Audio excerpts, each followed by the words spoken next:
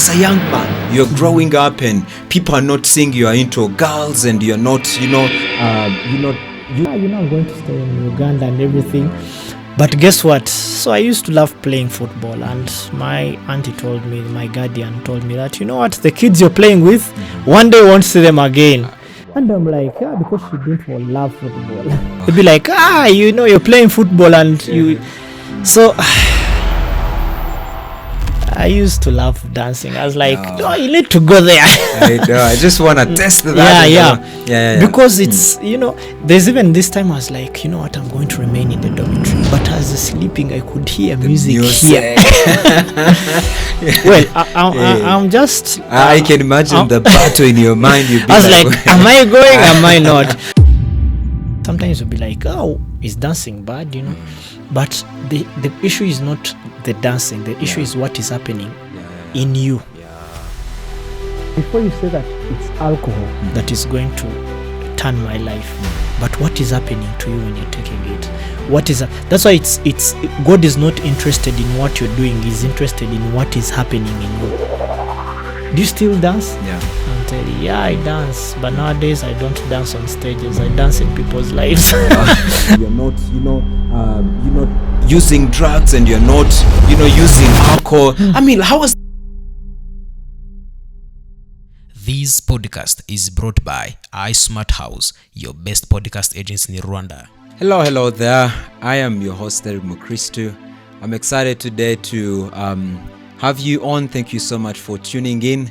And of course, remember, we represent Christ in everything that we are doing, in every aspect of our lives. And I just want to begin with this question: how are you representing Christ? And of course, here we just keep it real, and we are super proud that you always take your time to tune in, and thank you so very much. And I'm asking you just to stay there a little bit, stay on your screen a little bit, because we are going to have an amazing conversation with my brother here, and I can't really wait to dive deeper into this conversation. I have my brother over. Jessy, yes, good to have you, man. Thank you very much. It's good to be here. I mean, it's really been a long time, and very. What a blessing to have you here, and we are going to represent Christ in everything that we are going to do. So how have you been? Well, I've been good. Been good. I'm grateful to God. I've spent time without coming on the screens. I know. It's 2025 has just really, I think, is just a year of moving forward on screens and going further.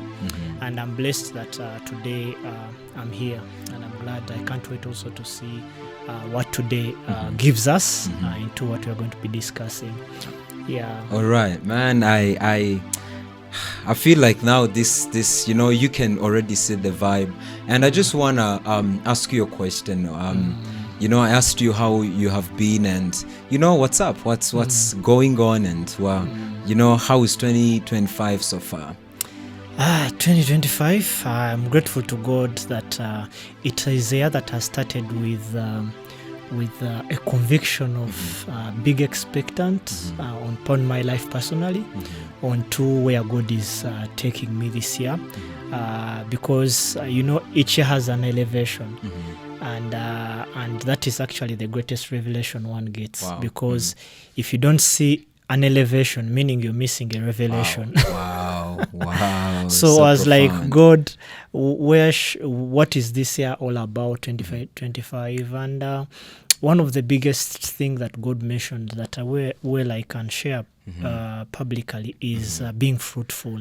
Being fruitful. And sometimes you're like, God is probably going to tell me being prosperous, have this. I know. But if God says that being fruitful, it gives you now to know, okay, being fruitful, where does it start from? So looking onto the fruit, it doesn't start as a fruit, it starts as a seed. It has to go in the soil.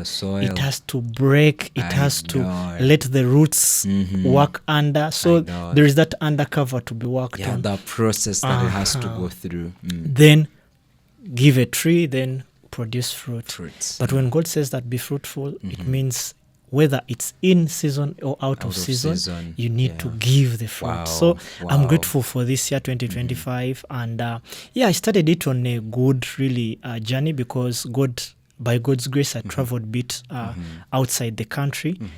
Sometimes you need to move out where your comfort is I'm a lot telling you, for yeah. God to show you. Yeah. And you have seen that God has done it to Moses, God has done it to Joseph.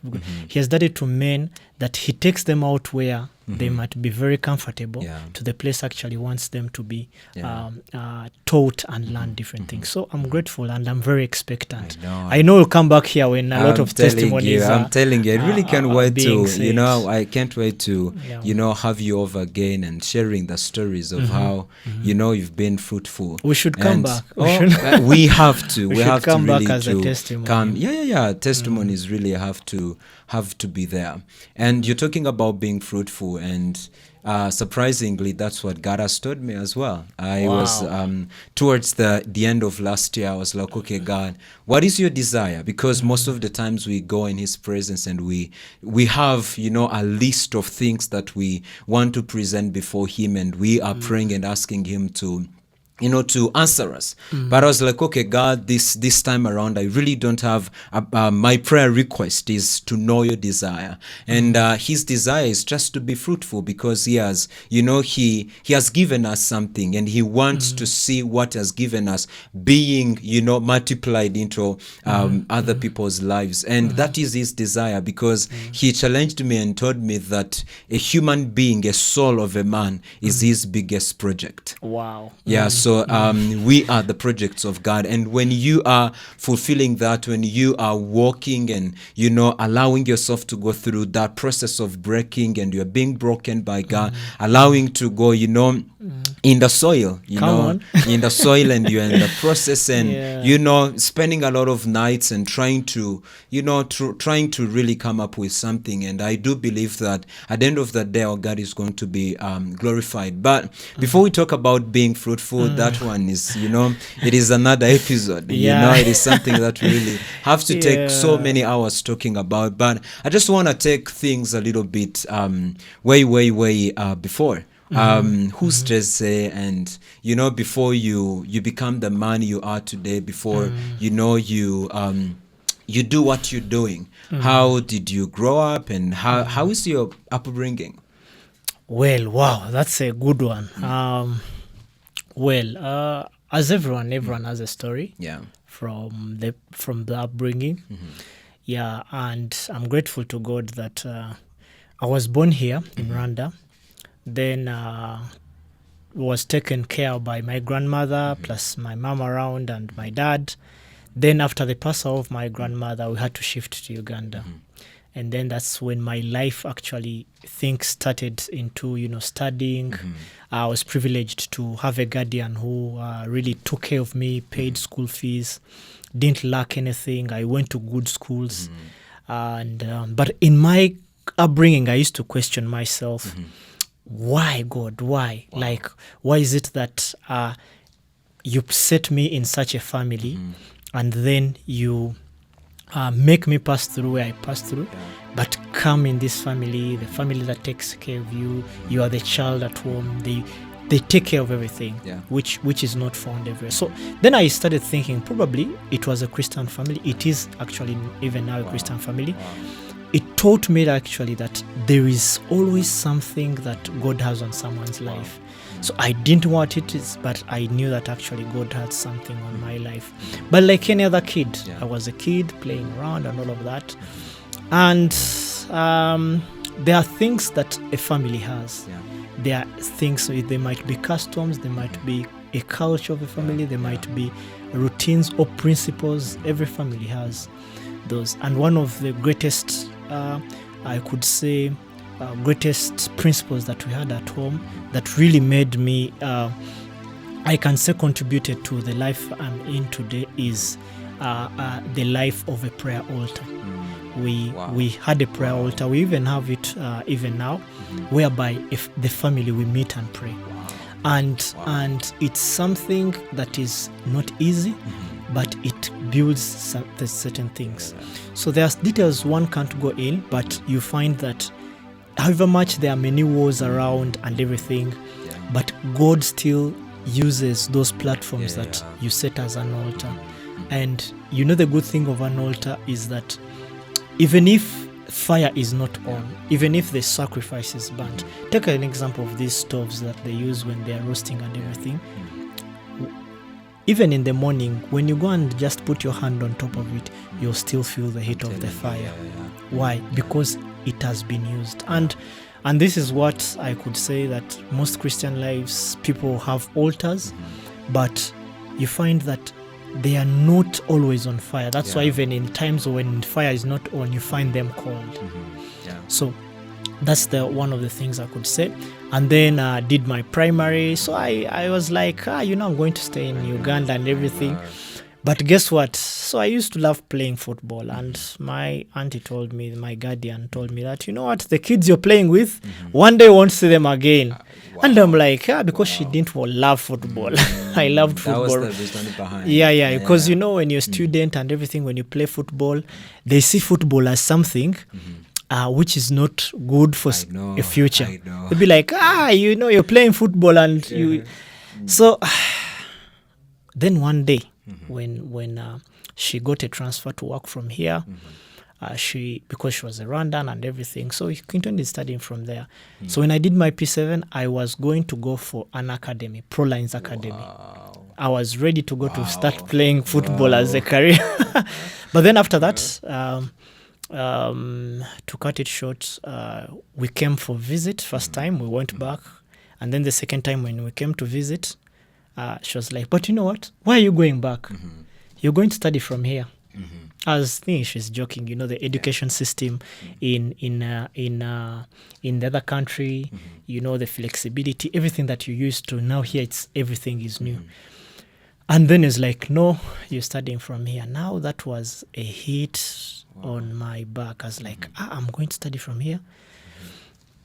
Then, because of the history of our country and everything, I was like, no way, I can't stay here because of everything that around it. But then, fun enough, she brought an admission from a school, and then I found myself going to a high school in Rwanda, starting senior one. Actually, she was even at work. She's not the one who took me. A friend who knew where the school is came and picked me, took me to the school. I started studying. Now my life I started in Rwanda. Now this was the reality of it. But as a young kid, I think, like to anyone else, being a new environment, it gives you a psychological thinking. It gives you to ask yourself questions that are not okay on a level of a kid, but you're always asking why. Why this? Why am I studying here? Why is this happened? Why? Then acceptance delays a bit because you have something has fallen you that you have not chosen, but it's choosing you to live into it. So and then cut it short, finishing high school, a lot happened in that period because my mind started shifting. I now didn't see football now as more important as I saw it that day, that time. What happened? Because now I reached that school, I found the football pitch is far from where the school is. So I went now into basketball. That's when I was introduced to playing basketball. And then completed high school, went into university. But still I remembered that back in the days they told me the children you're playing with, one day you will not see them. That didn't leave my mind. But also another thing that was used to be told in my young life is that one day you'll be a leader in Rwanda. But thinking about that as a young kid, you don't see that, you don't see that happening and all of that. You can't even imagine a leader. I'm not in Rwanda. How can I? But then you find yourself actually now the patterns are being connected. Now I'm in Rwanda. And when I was in Rwanda, they selected some kids to go to the students to go to the memorial center. And among the few people they chose me and another person in senior one. Imagine in 20 people to choose. I was like, okay, now I know the reason, because by the time I was like, okay, I'm not going to class. I'm going to visit. But then when they taught us the history, I saw more of what my role should be. Because the question came to me that what is my role? And that's when I knew actually that I have to play a big role in my country and all of that. So and I've seen God's grace in this journey. But I'm telling you, is when you look back, it's just like the ministers have even talked about it a few, but it's not just like that. It is a journey. It's a journey. Yeah. All right. That really sounds amazing, and it really, it feels like now there was a foundation, there is a background, the way you were raised, and even the relationships, the relationship you had, with those around you. So I just want to ask you this question. Your story is just amazing, but wasn't there a time where you drifted away? You said, now, this Christian thing, let me just put it aside a little bit, and let me just test another life outside there. Did you ever had that those moments in life where you said, let me just try something new, maybe new habits outside there? Every journey someone wants to try something new. And I tried that. I would say I tried to think of that, but guess what? I believe it was very hard for me because of certain foundations that were laid in my journey of my life. Because there is a time, even a plant, that when it reaches a certain level, it's now not in your power to water it, because it has set its roots to the extent now it can survive by itself. But I'm not going to boast that I was that great, because there is teenage, and when you reach adolescence, there's a lot of things that happen. But me, most of the things were entertainment. I was seeing myself as I wanted to be in the entertainment arena. I wanted to be on shows. I wanted to be the one, such a thing, to make people happy, because that was something I felt was really needed. But then the Christian aspect of, because it had a pattern, it had a foundation, it was too strong for me, that it was like I have a tied rope on me, that if I go further, there is a pull back. And that's why it's very important to talk about, when you talk about family, the customs of the family matter most in someone's life, unless they choose to become now that pattern that is stronger than the family's pattern. So I feel like, because I was at school praying on Sunday, but we used to have Friday boom. We used to call it boom. I used to love dancing. I was like, no, you need to go there. I know. I just want to test that. Yeah. Because it's, there's even this time I was like, you know what, I'm going to remain in the dormitory. I'm going to remain in the dormitory and sleep. Today I'm not going. And the dormitory was far from the hall. Very far, actually. But as I was sleeping, I could hear music here. Well, I'm just... I can imagine the battle in your mind. I was like, am I going? Am I not? Funny enough, I was sleeping, but I was like, you know what? And everyone was up. It was me in the dormitory. Wow. But in that moment, I was like, no way. I was like, why am I sleeping? Wow. I just put on my clothes, hit there, because I know I used to do it naturally. It's something I used to love naturally. I wasn't like these people who look for it. As I could feel music and I make my own moves. But then guess what? I didn't do drugs. I was not drinking alcohol, like this. Things that probably because of sometimes some family people can become an example for you to learn, and you're like, you know what, I'm not going to do this. And that happened to me. But small details like those, because they actually lead to other things. Sometimes you'll be like, oh, is dancing bad, but the issue is not the dancing. The issue is what is happening in you. Wow. You see, so profound. Because before you say that it's alcohol that is going to turn my life, but what is happening to you when you're taking it? That's why it's God is not interested in what you're doing. He's interested in what is happening in you, what is being done in you. Now, what is being done in you is what draws you far from God or near to God. Otherwise, that's why you find that many people might go astray, but God brings them back, and now they are deeply into the love. So I was like, okay. So I even had some clashes whereby you find On Friday, I go for that? boom. How about that?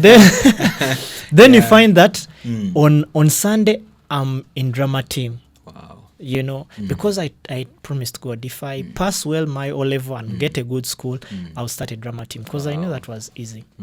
But then the leaders in church were like, but you man, on Friday you're somewhere. Yeah. And then on Sunday, you need. But then I was like, man, you know what?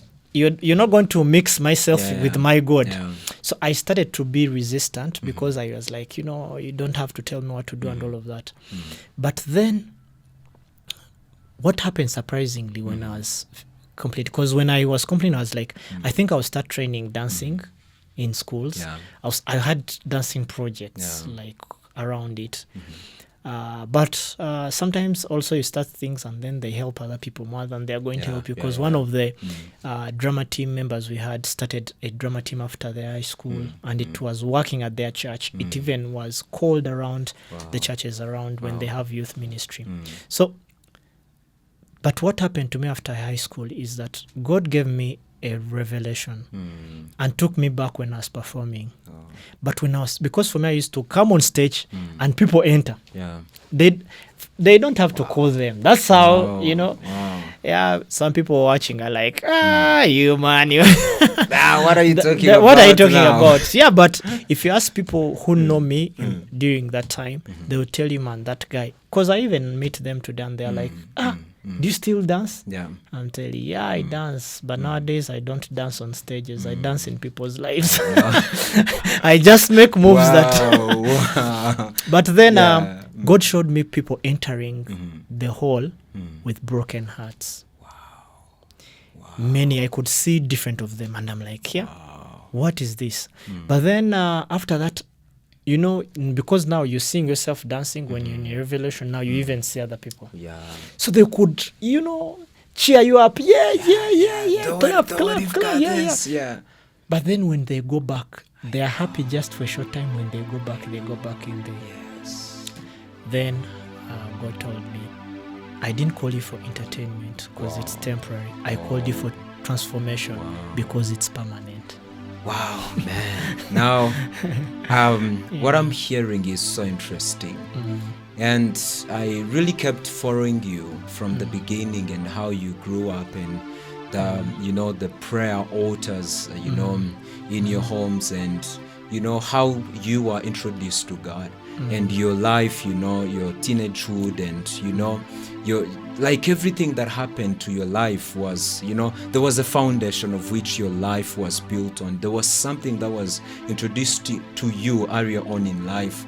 But now you are talking about God revealing to you some of the things, and some of people around you. Yes, they're cheering you up, they're shouting and they're dancing, but deep down they're struggling, they're broken, and you can really tell from the revelation that they really, really need help. And I think that is a turning point where now God is like, now it's not all about what you are introduced to. Yes, your parents and your families, your aunties, they've really done something. But now I just want us to have one-on-one. I just want to come in for you. I just want to show you. I want to open your eyes to see how people are struggling. And of course, it's connected to what God has actually told you to do this year. Being fruitful now, you are causing impact into people's lives. But I just want to, before we go there, I just want to take you a little bit back, so as a young man, you're growing up and people are not seeing you are into girls, and you're not, you're not using drugs, and you're not, using alcohol. I mean, how was the peer pressure there? How was like the people around you were also going to church? Were there believers, or you always surrounded yourself with people of the same mindset, or you even had friends who said, you know what, man, just that is, the church is boring, man, just come here. How was the surrounding? How was the environment of the peer pressure that you had back then? Well, peer pressure is inevitable, because especially when you grow in an environment where you are talented, meaning you attract other things around, because that's when you feel you're even more cool. But given the gift of being social, because for me, one of the gifts I have, I connect with anyone. Even when you ask some people who studied at school in senior 1, I could connect with them when I'm in senior 5 or senior 6. But then one thing I've realized is that people will respect what you're consistent about. Come on. If you're consistent about something, Wow. they will respect that. Wow. Because unless you're today you're off, tomorrow you're on. But if they have, because they also see, they see you today, they see you tomorrow, they see you. They So see they, that okay, they are consistency. like, this guy's like this. Because they will tell you, man, let's go drink something. I'm like, no, I don't. The first time, the second time, the third They time. start calling And you they names, will also ask information around. Yeah. Hey, but does this guy do? So my friends around, I had friends who could do that and all of that, but they knew I don't do that. Yeah. Because one of our friends in one of the high schools that I went to had an event. Their dad had graduated and all of that. We went there. So we were there, and these friends ordered, they asked them, what do you want to drink? Want to drink some Henken and all of that. And when they asked me, I said citro, as usual. But when the person who was going to bring didn't bring citro, they brought Henken for me. Open. I just put it down. In my mind, something came in. It's like, okay, now this is also a test, because now you are in a pressure of the people around you. They're looking at you and they're drinking what you're not drinking. And I was like, but this is not my nature. So I had to keep it down. After a few minutes, my friend was around. I was like, man, this guy ordered Frestro, bring that bottle. Wow. Man, it's good for you don't drink. It's good that you don't drink. These things are not you have good. to keep your Now, consistency. you see, now someone tells you in a conscious of a state being in drinking, but they told you this thing is not good. Is that pressure is always around, but if you already worked on, if there is a certain pressure that has worked on you too, this other pressure won't hit you hard. So that's why, because of the diamond, we know diamonds, the minerals. When you get a diamond, however much you hit it with a hammer, you can't break it easily, because it takes a huge pressure that made to break it.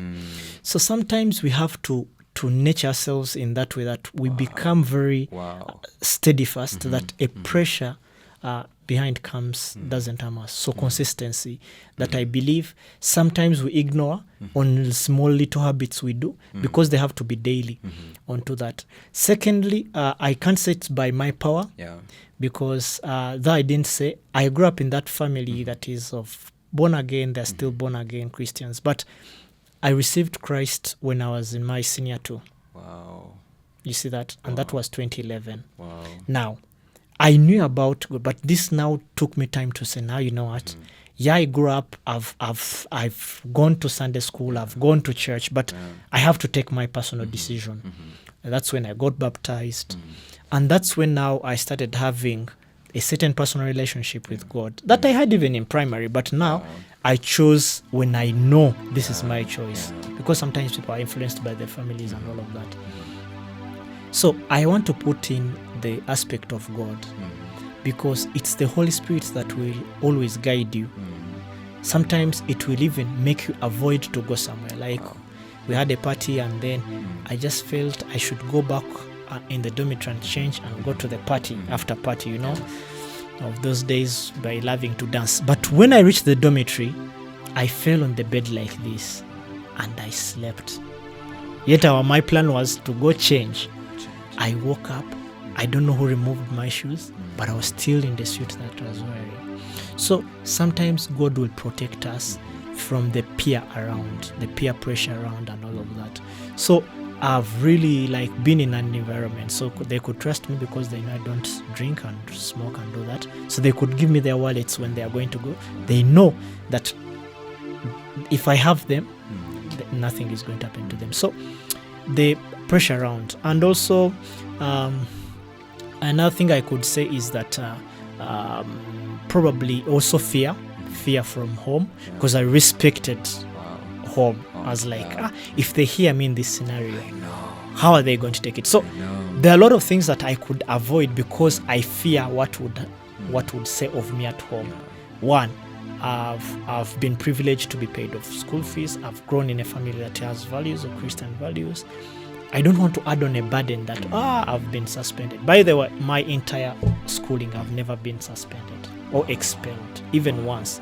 They caught me in petty, small issues, but I wouldn't say I was that much perfect. But at least, even if they caught me, they knew, okay, this one is at least with a good report. But then, all of those small details, they build you to now know, okay, I need to know my limits. I need to know where I should end. Yeah. How was this podcast is brought by ISMART House, your best podcast agency in Rwanda.